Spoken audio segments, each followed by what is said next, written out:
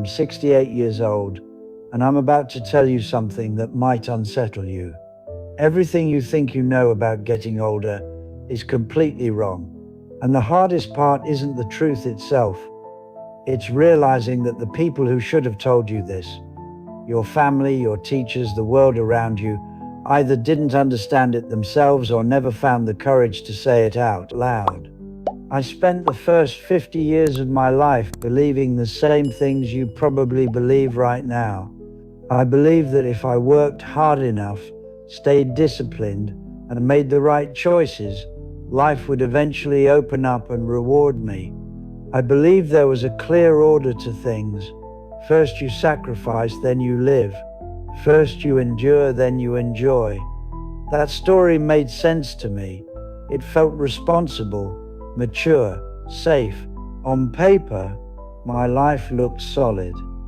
I had a stable career in management, a house in a quiet neighborhood that people complimented when they visited, and the quiet approval of those around me. I was seen as someone who had things under control. Colleagues respected me. Neighbors greeted me warmly. My calendar was full. My responsibilities clear. I told myself I was building something meaningful. But at 51, something happened that cracked that entire story wide open. And what I've learned in the 17 years since has changed how I see life, death, and the fragile space in between. Before I tell you what happened, you need to understand why I'm saying any of this at all. I'm not doing this to impress you. I'm not trying to sound wise or profound. I'm doing this because I'm running out of time, and there are things you deserve to hear before it's too late. Not for me, for you. At 51, I had what doctors calmly called a medical episode. That's the kind of phrase professionals use when they want to make something terrifying sound manageable. What it really meant was that my body suddenly stopped cooperating. I was sitting in a conference room on a Tuesday afternoon, listening to people talk about quarterly forecasts and project deadlines, when the room tilted, not dramatically, quietly, as if someone had gently nudged reality off balance. I remember thinking it was strange that no one else seemed to notice. The voices around me continued without pause. Someone pointed at a chart. Someone else laughed at a comment I didn't hear. And then the edges of my vision began to blur, slowly at first, then faster, like watching ink spread through water. The next clear memory I have is waking up in a hospital bed. There were tubes in my arms, machines humming nearby with their rhythmic beeps, and a familiar face sitting close, my wife, trying very hard not to fall apart. Her eyes were red.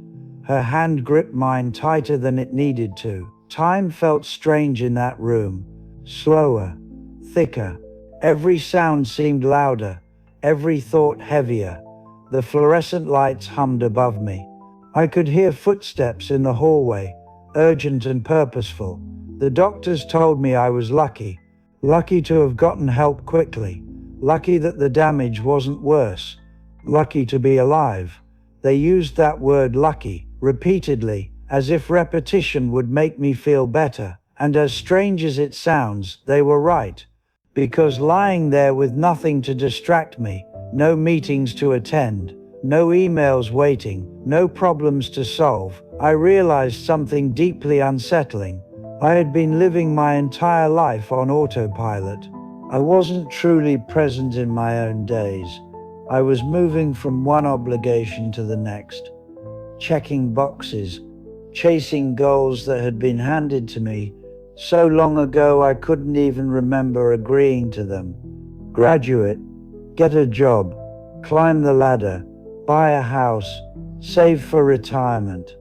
I followed the script perfectly, and somewhere along the way, I stopped asking whether any of it actually mattered to me. I wasn't really alive. I was efficient. I was reliable. I was busy. And I confused all of that with meaning. What still haunts me Isn't the fear I felt in that hospital room, though, that was real enough? It's the question that followed me home, the one that kept me awake during those first weeks of recovery. If I had died that day, what would I have left behind? A house someone else would eventually live in, a bank account that would be divided and forgotten, a resume full of accomplishments that would sound impressive for a short while and then fade into background noise. Not a single memory of pure joy, not one moment where I had fully surrendered to being alive. For most of my life, I told myself the same lie many people tell themselves. I have time, I'll do it later. Once things slow down, I'll finally live the way I want to. I said it casually, confidently, as if time were a resource I controlled, as if I could budget it the same way I budgeted money. I watched people younger than me repeat the same phrases, convinced they were being practical, responsible, smart. Let me spare you decades of quiet regret. That day never comes. The finish line keeps moving. You reach one goal and immediately replace it with another. You tell yourself this next milestone is the real one, the meaningful one. You just need to get there first. And while you're busy chasing something just out of reach, your life continues to pass by, unnoticed. Days blend into weeks, weeks into years, and before you realize what's happened, you're looking back at decades you barely remember living. I know this because I lived it. I spent 30 years climbing a ladder, step by step, certain that reaching the top would bring clarity. I believed that once I achieved a certain position, earned a certain salary, gained a certain level of respect, everything would finally make sense. I would finally feel satisfied, finally feel like I had arrived. And when I finally got there, when I reached the level I had spent decades pursuing, I realized the ladder was leaning against the wrong wall. The view wasn't what I expected. The accomplishment felt hollow. And the worst part was knowing I couldn't climb back down and start over. Time doesn't work that way. No one tells you this when you're young, but success is a terrible destination. I say that as someone who reached the milestones I set for myself. I got the promotions. I earned the recognition. I achieved what I was supposed to achieve. And each achievement felt good for a moment. Maybe a day, maybe a week if I was lucky. Then the feeling faded, replaced by restlessness. There was always another goal waiting, another reason not to stop, another reason to delay joy. I remember the exact moment I got my biggest promotion. I had worked toward it for years. When they finally announced it, I felt a rush of satisfaction. I called people to share the news. I celebrated that evening. And then the very next morning, I was already thinking about the next level.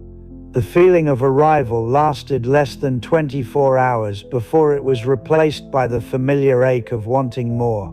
I had a close friend who died a few years ago, just before turning 70. Michael. We had known each other since our 20s.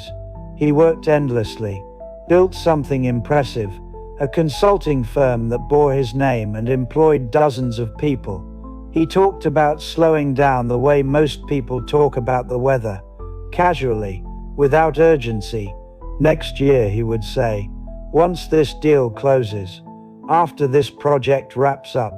Next year arrived, and so did a stroke. Sudden, brutal, final.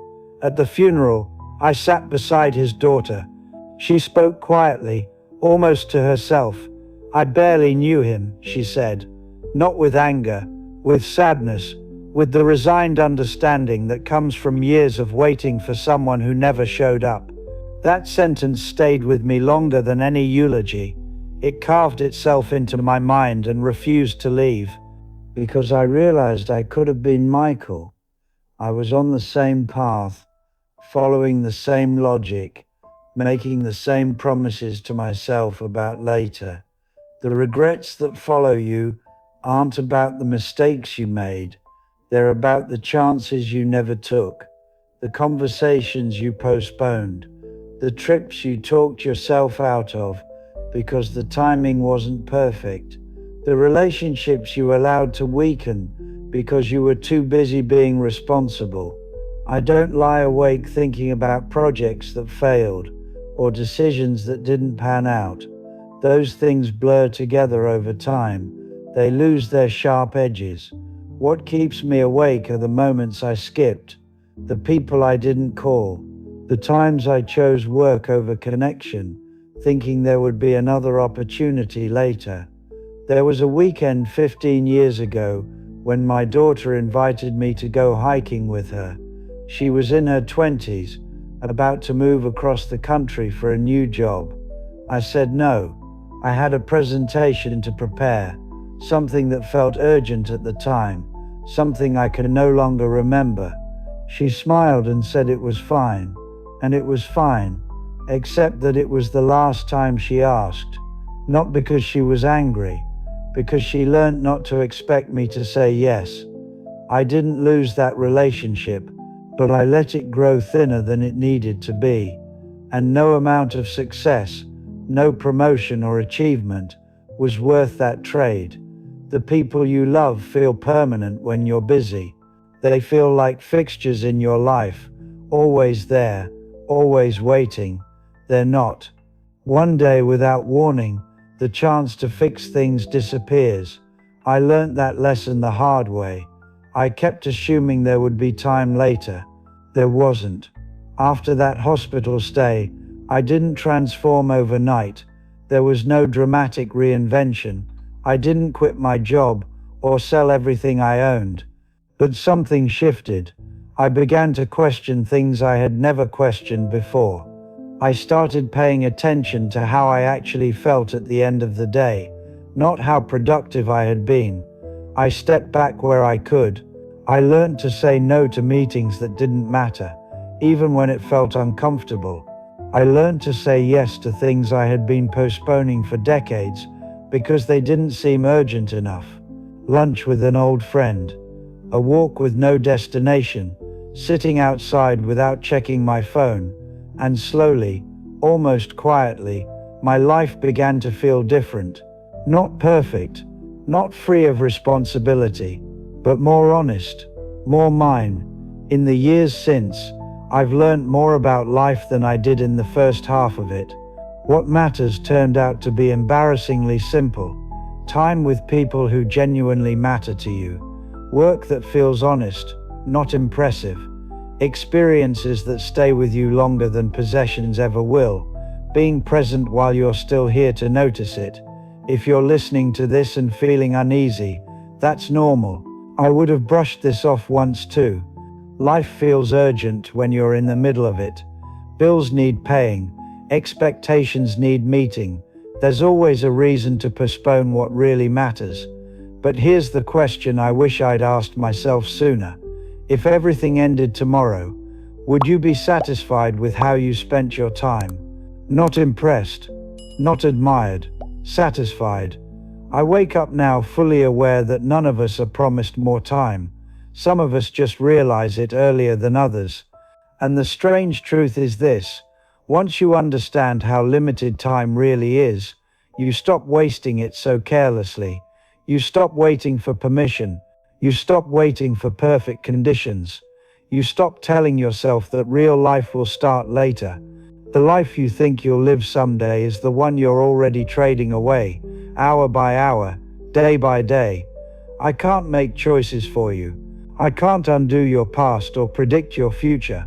I can only tell you what I wish someone had told me before I lost half my life to waiting. There is no later. There is only now.